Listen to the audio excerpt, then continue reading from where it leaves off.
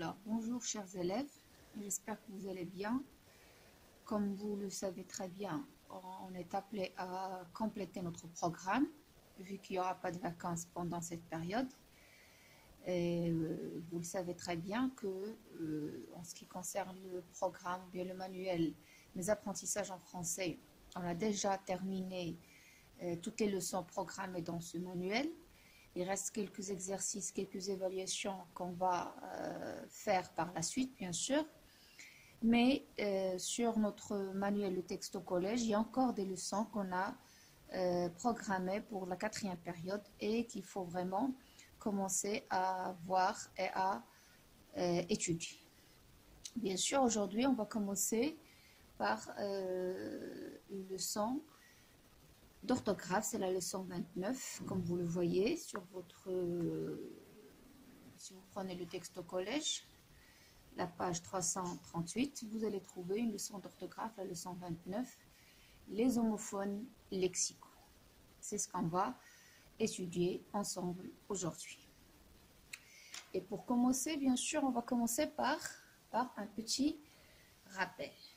Vous le savez très bien, et nous l'avons vu ensemble, c'est pas la première fois qu'on étudie les homophones.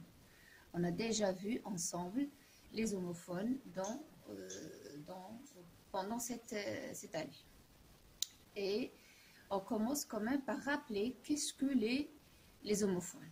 Et nous l'avons dit, bien sûr, avec les leçons précédentes, on a dit que les homophones sont des mots qui se prononcent, de la même façon. Et on a insisté sur cette première notion. Ils se prononcent de la même façon. Il y a toujours un problème. Malgré qu'ils se prononcent de la même façon, ils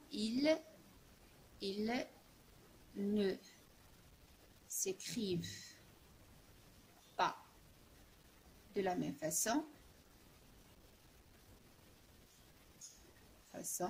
Des fois, on peut trouver, on l'a dit, on peut trouver des homophones qui se prononcent de la même façon et qui ont la même orthographe, c'est-à-dire ils s'écrivent de la même façon.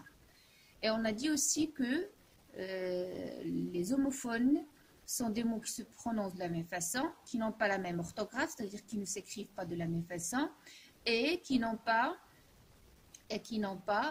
le même sens. Là aussi, nous l'avons déjà vu avec les leçons qu'on a déjà étudiées ensemble en classe. Donc, si vous vous rappelez très bien, nous l'avons dit, nous l'avons répété, les homophones sont des mots qui se prononcent de la même façon, mais qui n'ont pas la même graphie, ni le même sens. Et on a insisté sur ce point, on a dit qu'il y a des fois, on trouve qu'il y a des mots homophones qui se prononcent et qui s'écrivent de la même façon, mais c'est pas très fréquent. D'accord? Si vous vous rappelez très bien, on a déjà vu les homophones. On a déjà vu les homophones grammaticaux. Et on a vu aussi les homophones verbaux. Dans la leçon, les homophonies verbales. Donc les homophones verbaux, pardon. Les homophones verbaux. Et lorsqu'on a étudié ces homophones, on a dit que malgré qu'ils se prononcent de la même façon, les homophones peuvent être distingués. Le problème, c'est au niveau de la prononciation, au niveau de l'oral. On les prononce de la même façon, donc on risque de se tromper au niveau de l'orthographe. Mais il y a toujours des astuces, il y a toujours des règles à suivre pour les différencier et pour les distinguer. Pour les homophones grammaticaux, nous l'avons dit, on a dit que ce sont des règles de grammaire qui permettent de distinguer les homophones grammaticaux. Pour les homophones verbaux, on l'a dit aussi que ce sont des verbes qui se prononcent de la même façon, mais il y a toujours une règle de conjugaison, ou bien une règle de grammaire qui permet de les distinguer. Voilà. Donc maintenant, on va continuer cette série de leçons des homophones. Et cette fois, dans cette leçon, on va voir les homophones lexicaux. après ce rappel, on passe directement au texte que vous avez dans la page 338. Vous le voyez. Donc, vous allez bien sûr le lire. Et c'est une méthode qu'on travaille toujours ensemble en classe. On commence par le texte support, on répond aux questions, puis on sort par des constats et par des conclusions. Alors, une fois que vous allez lire le texte, vous allez remarquer des mots soulignés et bien sûr vous allez remarquer des choses qui vont vous permettre de répondre. Alors pour le texte, vous allez le lire à la maison bien sûr. La première question c'est donc la question 1, chant verdoyant qui se trouve dans la ligne 2. Cherchez un mot qui se prononce comme le mot chant, mais ne s'écrit pas de la même façon.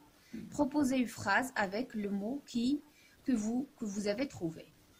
Alors, on va lire. Il y a bien longtemps, une vieille femme vivait avec sa fille dans une ferme entourée de champs verdoyants. Voilà, donc de champs verdoyants. Donc, qu'est-ce qu'il nous demande de faire dans la première question? Il nous demande de trouver un mot qui se prononce de la même façon que champ. Est-ce que vous l'avez trouvé? Bien sûr. On a un autre mot. Donc, on a ici champ, champ verdoyant. Et on peut trouver le mot champ. Champ avec ANT qui veut dire les champs, c'est-à-dire qui vient du verbe chanter. Donc, par exemple, si on veut donner une phrase, on peut dire ce chant est extraordinaire. Ou bien, c'est vraiment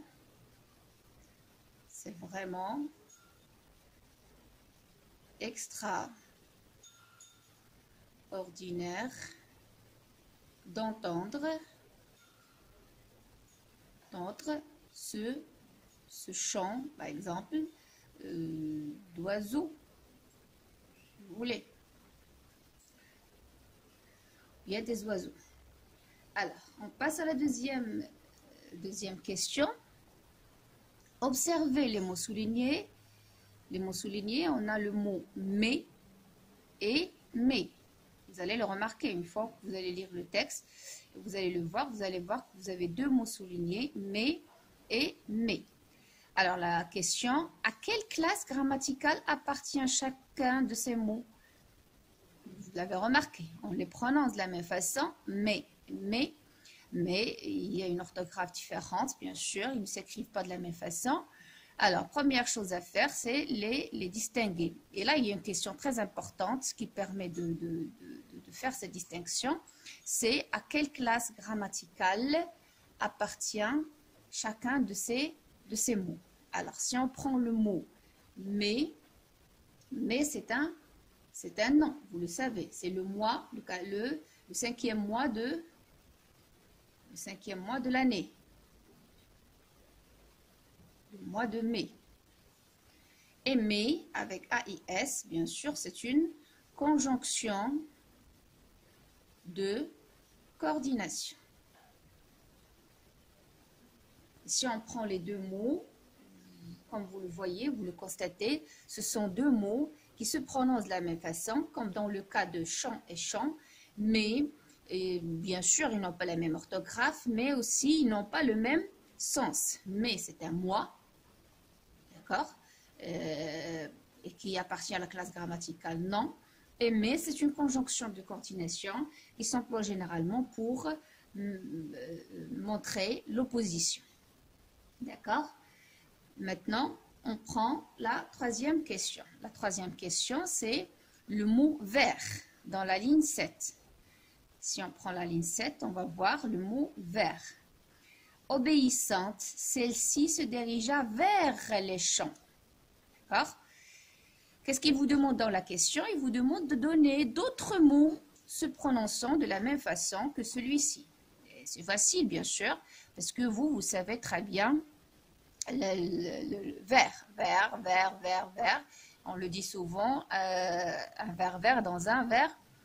Donc, on peut trouver comme mot, par exemple, Ici, vers, c'est là la direction, c'est-à-dire il se dirige vers sa sœur.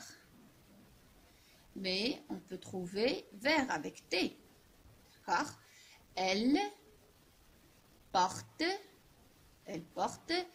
un tablier, ou bien blouson, ou bien un pantalon vert. Là, vert, c'est la couleur. On a aussi vert, le verre, l'ustensile dans lequel on met de l'eau. Par exemple, je bois un verre d'eau.